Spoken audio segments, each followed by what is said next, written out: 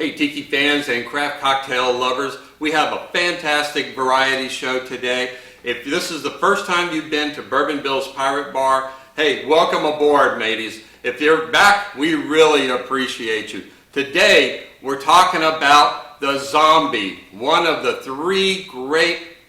greatest of tiki drinks in the tiki pantheon today and throughout history.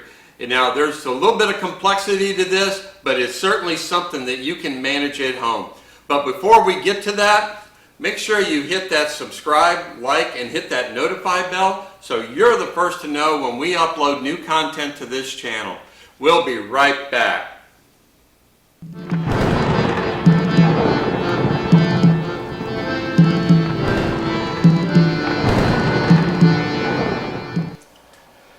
Hey, welcome back. Did you hit that subscribe button while we were away?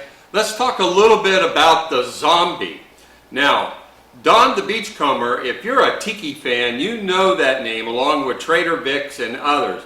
But actually, we're talking about the original man, Ernest Gantt, who actually squandered his college fund and sailed the 7 seas for 4 to 6 years. Nobody really knows. And he came back basically broke. But he had all these artifacts from traveling the South Sea Islands, and he had this affinity for just being a showman, and he knew that he wanted to start a bar that was kind of like a beachcomber style, which is actually one of the tiki styles. There's the beachcomber style and the trader style from Trader Vic, and we'll get to that in another video.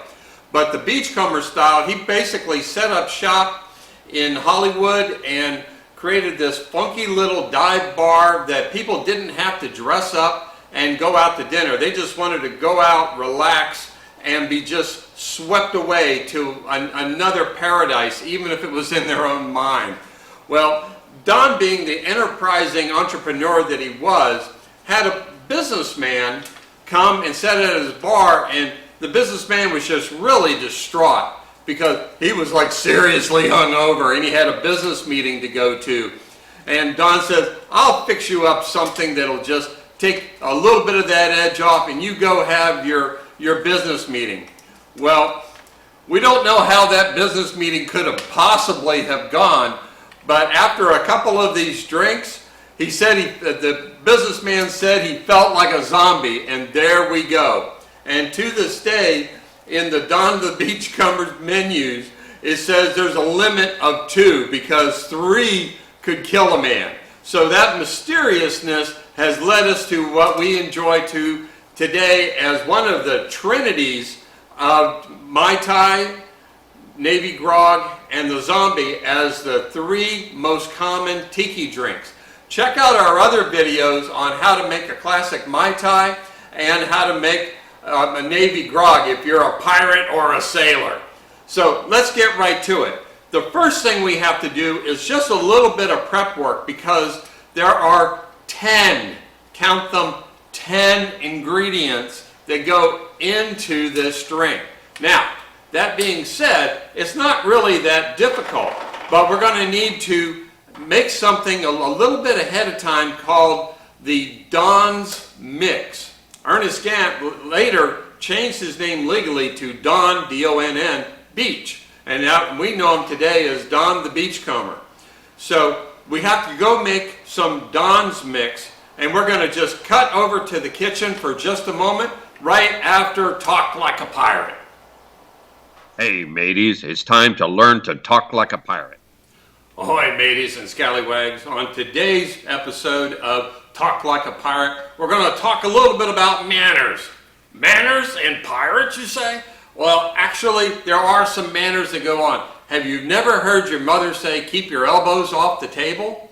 Well, there's actually a reason for that. Not only is it polite, but in the old taverns, particularly on the wharves and docks where ships came in and out all the time, people were always looking for new crewmates. And if they saw somebody eating with their elbows on the table, they knew that they had some sea experience in them because of the rolling and the rocking of the ship. That was one way to keep the plate in front of them. So if they saw somebody eating with like that, a lot of times they would either slip something into their drink or just knock them out cold. And a lot of the restaurants had these trap doors where they could just lower the poor victim down into an awaiting lifeboat and out to the ship, and off they go before the poor lad regains consciousness. So, listen to your mother, keep your elbows off the table, and you'll stay safe. That's it for today's Pirate Talk Like a Pirate episode. We're going to come right back to the show now. Now, to make the Don's mix, it's actually quite simple, because really all it is just simple sugar with the addition of cinnamon stick. So we're going to start off by putting in a cup of white sugar. Next, we're going to add in a cup of water and throw in 3 cinnamon sticks and bring that up to a boil. And that's really all there is to it. Now, as that simple syrup comes up to a boil, the sugar will disappear and go clear. But we're going to let it go ahead and seep with the cinnamon sticks to infuse that cinnamon flavor. And that's really all there is to the Don's mix. And after we've let the simple syrup cool down, we're going to go ahead and pour that into an airtight container, and it'll last in the fridge for a couple of weeks. Look at that cinnamon color infused into that simple syrup.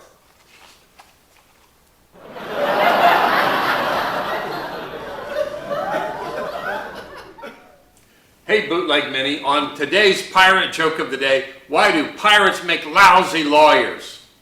Oh, they make great liars, but why would they make lousy lawyers? Because in court, they don't have a leg to stand on. Ah, no more rum for you, mister. Back to the show. Hey, welcome back. I hope you like the variety on our show. You know, we get a lot of comments on what people would like to see, and we really appreciate the fact that you take time out to watch this channel, because honestly, it's just as much your channel as it is ours. So let's get right to it. We're going to start off because this is a shaken drink. We call it a billed drink. Okay, so there's billed drinks and then there's shaken drinks. A billed drink will be right in the glass, but we're going to use our Mixology and Craft mixing cup today. We're going to add in just a little bit of ice because we want that to be cooled down when we pour it into our final glass. Now, as I told you, there are several ingredients that go into this. The first one today is from the original mix, from the original recipe, 1.5 ounces of Havana Club Rum. Now, if you love rum, you're going to love this drink. So 1.5 ounces goes right in there.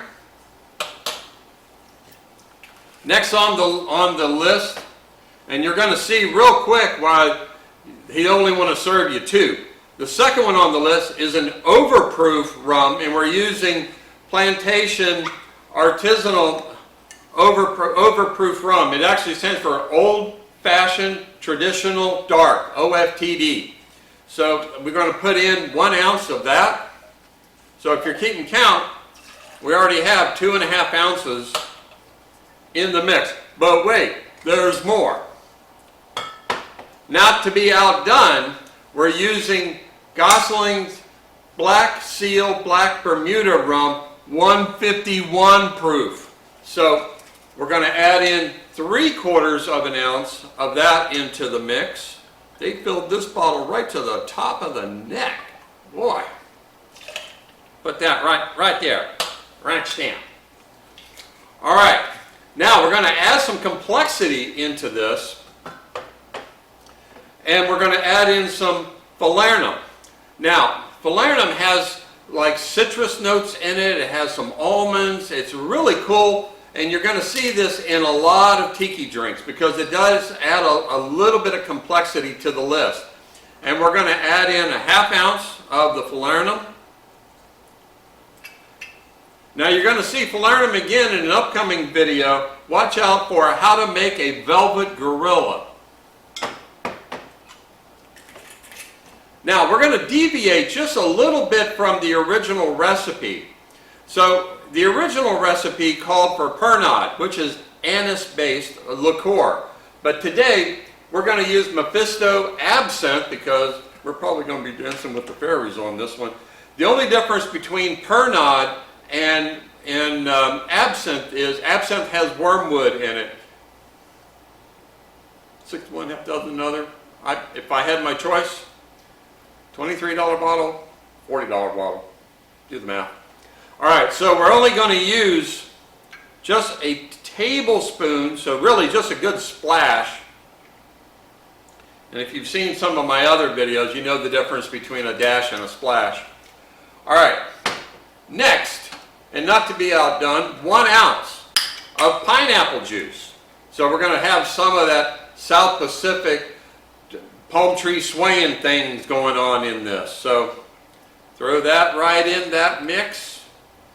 Now, think about it. This was actually invented in the 1930s. So back then, bartenders were clamoring to try to come up with new concoctions to attract new customers. And this was just a dive bar in Hollywood that was getting all these stars coming in, like Clark Gable and Lana Turner and some of these others were coming in to see this.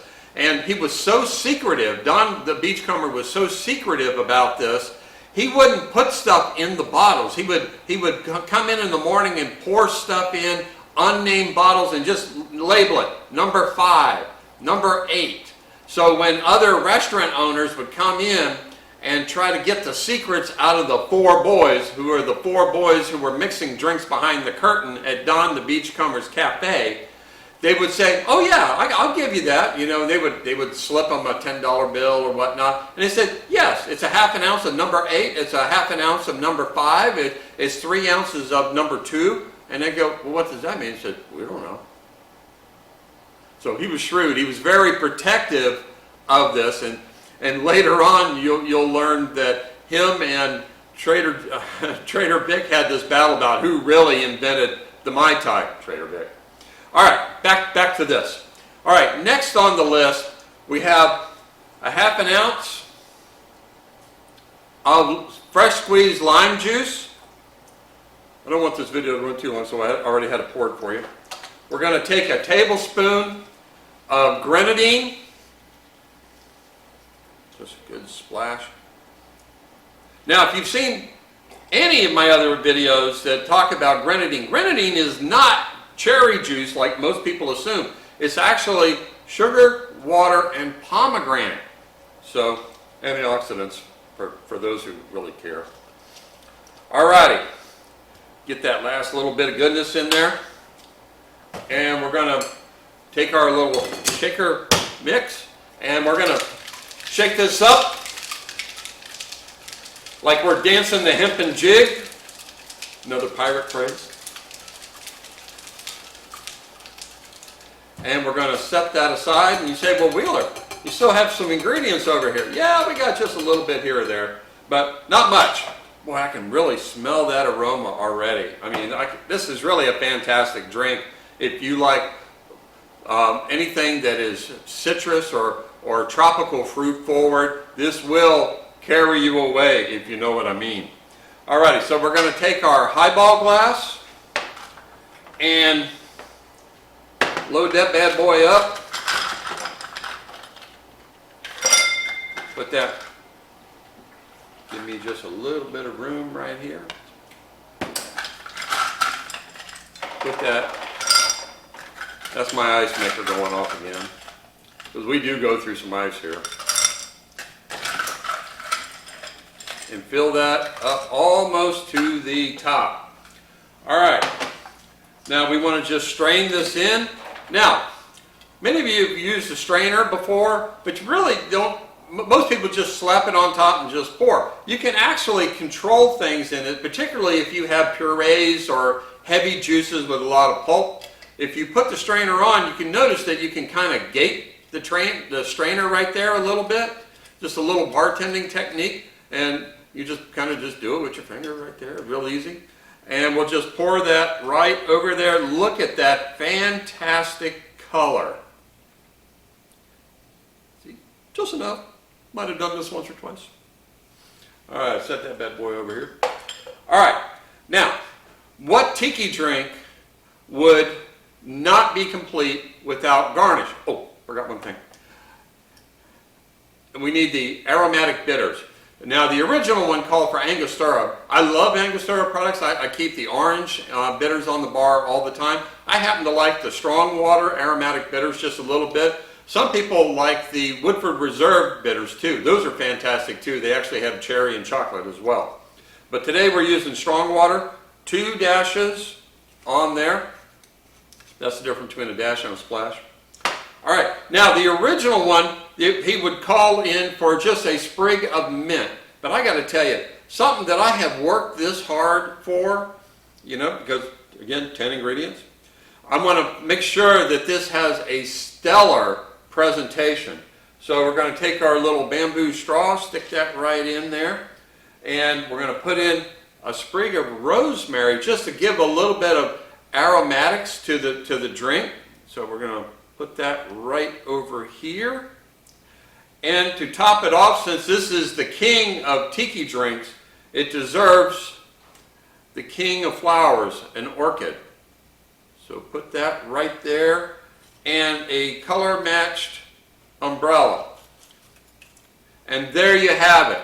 You have the zombie, one of the triads of the tiki pantheon of Trinity drinks there. You have the Mai Tai, you have the Navy Grog, and now you have the zombie. Check out our other videos on this channel. And oh, by the way, we have Bourbon Bill's Tiki Escape coming up on May 25th here in Jacksonville, Florida. Come and see me and see the newest Tiki convention on the East Coast.